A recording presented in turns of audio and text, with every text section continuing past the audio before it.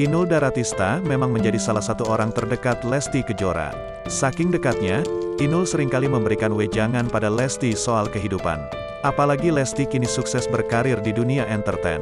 Sebelum kabar KDRT ini mencuat, Inul mengaku sempat membicarakan soal uang dengan istri Rizky Bilar itu. Inul kemudian menceritakan percakapan terakhirnya bersama Lesti. "Aku itu selalu bilang sama Lesti, Dek, duitmu udah banyak, kalau uang banyak itu kamu harus simpan.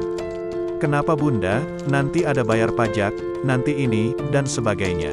Jangan euforianya terlalu banyak, aku gitu," ungkap Inul. "Sebenarnya aku nggak berhak ya, tapi jiwaku selalu gitu kalau ketemu dia itu. Nggak bisa diam anteng, cuma bercanda gitu nggak bisa," tambahnya.